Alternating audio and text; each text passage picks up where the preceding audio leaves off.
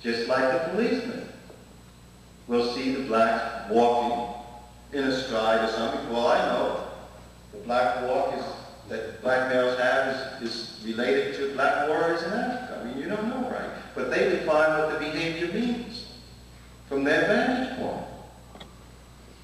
Right? I mean, black males don't think that they're walking suspiciously, do they? They don't tell each other they're walking suspiciously.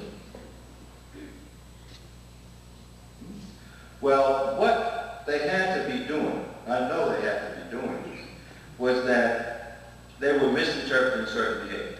If you are a slave, and the slave master says, go out to the field now, boy, and fetch the potatoes, and then after that go over to the shack and clean up that shack, and then go into Miss Ann's house and clean up the toilet, and clean up the bowls.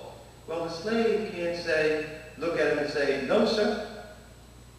Right? Slave can't say, no, sir, I don't feel like doing that now. Not only that, I think it is too much. Not only that, I'm a slave and I don't like being a slave and working for you for nothing. And you beat me all the time, right? Slave can't say that.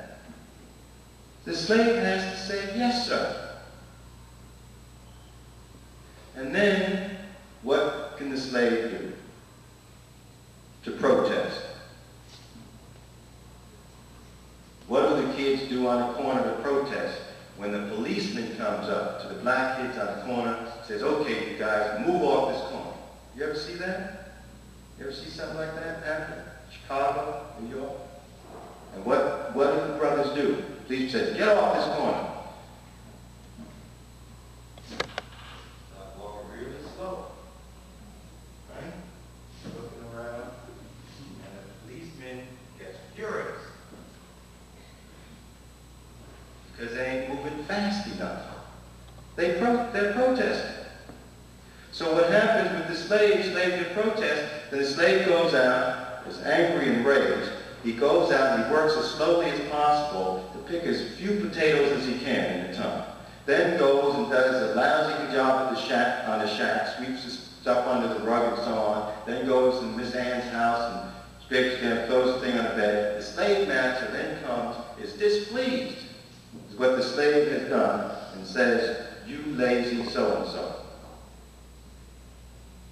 Because the slave has resisted, has passively resisted the commands of the slave owner. Now, without doing any research, I'm telling you that had to happen. That is a mechanism of oppressed people. It's what enlisted men do in the army. Any of you ever been in the army? Well, it's the same thing. And the psychologists come in, and psychiatrists, and they keep diagnosing all these enlisted men, the privates, as having passive-aggressive personality. They don't have passive-aggressive personalities as defined by them. What's going on is that the privates are resisting the officers. And they can't do it openly. The private is the same situation. If the sergeant wants to abuse him and says, okay, you are on KP for the next 10 days, 8 to 10 hours a day. The private cannot say, no, sir, sergeant, I'm not going to do it. They go to jail.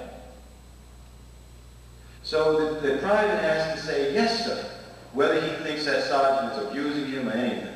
So how is he going to take it? He may go and slowly peel the potatoes, do a lousy job, or whatever the test, and then the sergeant thinks he's lazy, and the sergeant thinks he's resisting, gets mad at him, says something's wrong with him. They send him to the psychiatrist who says this guy has a passive-aggressive personality.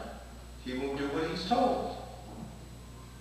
And this is how psychology gets mixed into politics, and how it relates to society, and whose vantage point you see things from.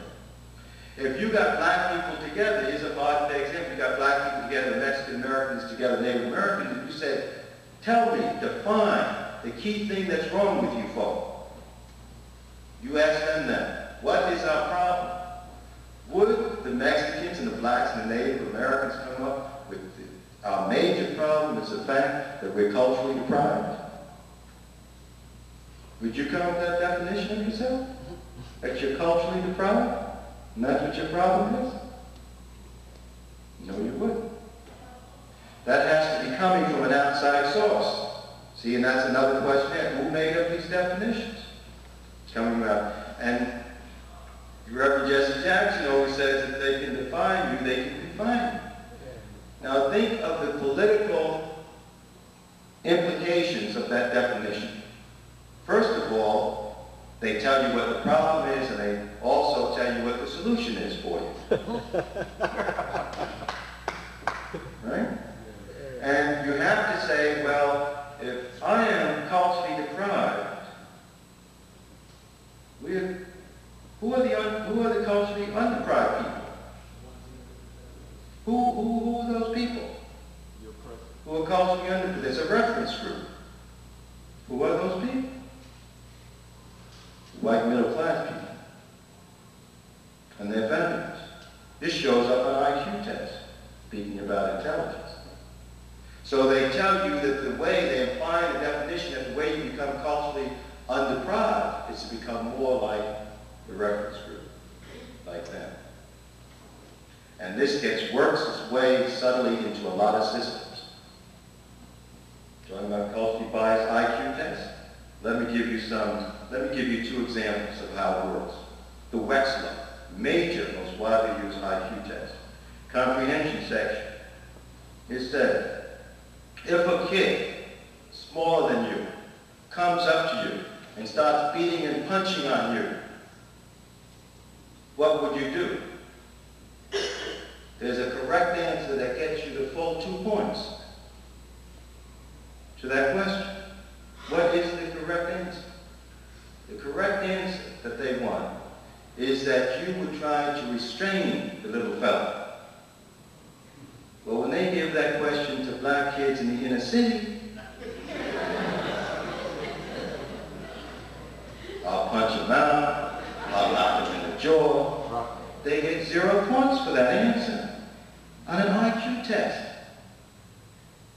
You think that question has something to do with innate intelligence?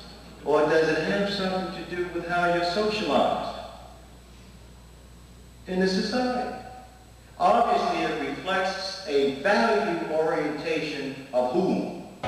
This has been Captions, a Peoria Community Action Agency activity. Executive producer Michael E. Banks, producer McFarland Bragg. Until next week,